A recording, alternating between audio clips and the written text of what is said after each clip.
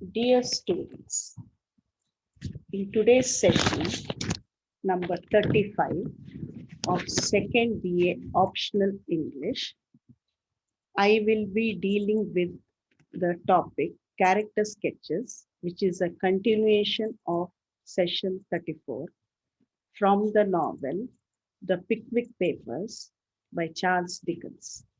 This is Sumana Rajendra, Associate Professor, Department of English, Purna Prajna College, Udupi. Now, we continue with an assessment of the major and the minor characters from the novel The Pickwick Papers. We have a character called Peter Magnus, who is presented as a diffident but jealous suitor who causes a lot of trouble to the Pickwickians by dragging them into trouble at Ipswich. Followed by this character, we have a character called Miss Witherfield, who is Peter Magnus's hysterical, middle-aged fiancé. Then we have the portrayal of the character called George Nupkins, who is a talkative magistrate at Ipswich. Though he is talkative, he is portrayed as an ignorant person who is totally at the mercy of his nasty wife. Now, Mrs. Nupkins, as I told you earlier, the nasty wife of George Nupkins is forever trying to elevate herself in the social status. So much so, you have her called a social climbing wife. Then we have the couple's young daughter, Miss Henrietta Nupkins, who is as nasty as her mother. And another character who falls for the villainous Alfred Jingle, whom we have already met in the previous session. Daniel Grummer comes next, an ever obliging police captain who arrests the Pickwickians at Ipswich. Through these characters, we have Dickens portraying law, order, politics, and the various themes he presents in the novel. We have another policeman called Mr. Dublin, who appears in Ipswich. Then there is Mr. Jinks, a little timid court clerk in Ipswich. Charles Dickens always was particular to portray law, order, and these court clerks in his novels because he had seen them at very close quarters in his life. Then we have Mr. Muzzle, the Nupkins' butler. Now, we had met Sam Weller in the earlier session.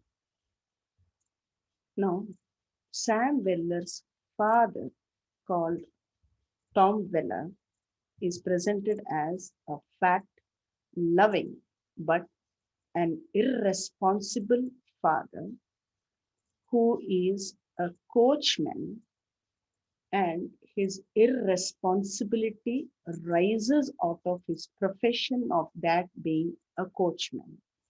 And he's forever haunted by domestic trouble in the form of his wives.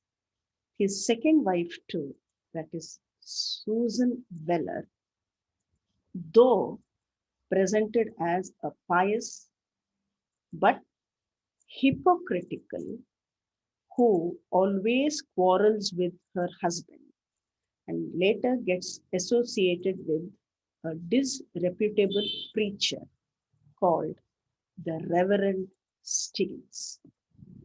Now, the Reverend Stiggins is portrayed as a greedy, alcoholic, unpleasant character who doesn't have any income of his own and is happy to live at the expense of the wellness. He appears as a shameless character who absolutely has no self respect. Then there is Anthony Hum, a temperance lecturer, at a meeting that Sam and Tony Weller attend, appears for a brief time.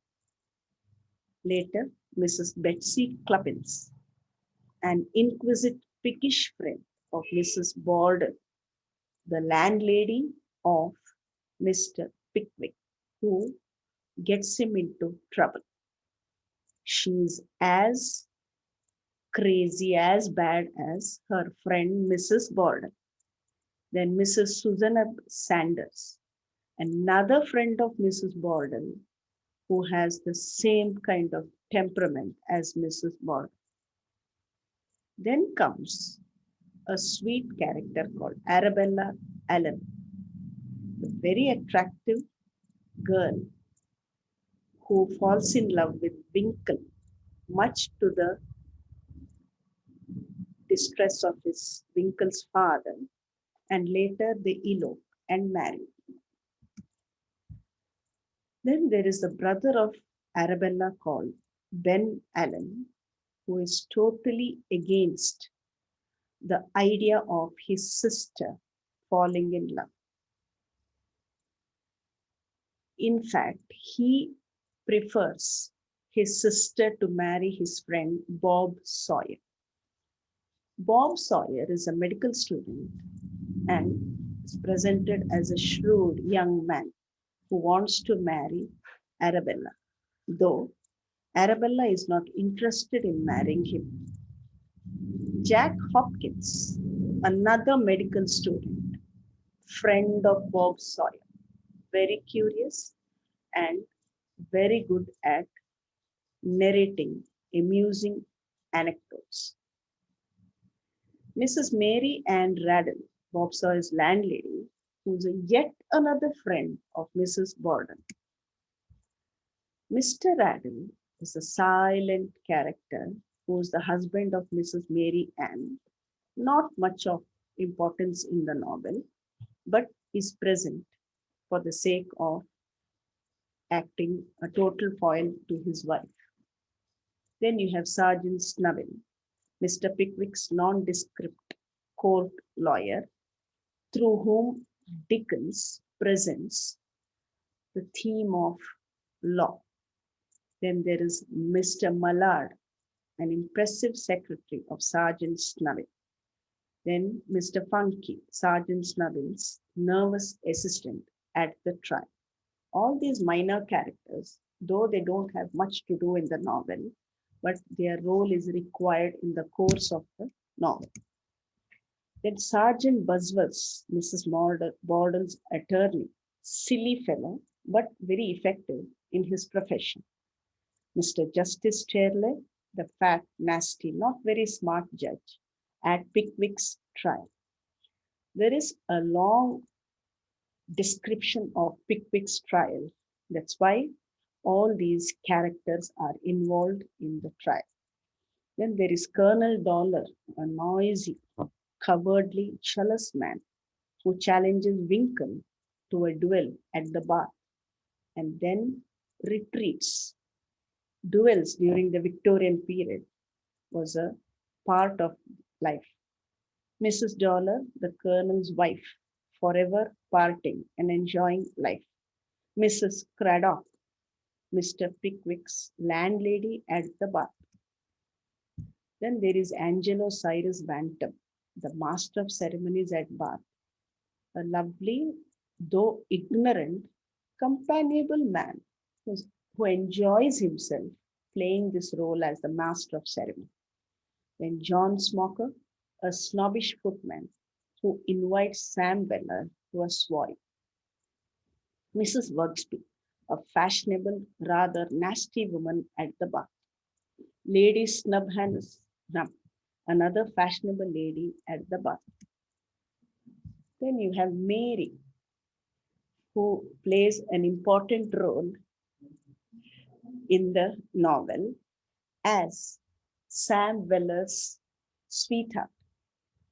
Originally, she appears as the Nupkins' housemaid, helps Sam find Arabella Allen at Bristol, assists in Winkle's elopement, and becomes the Winkle housemaid.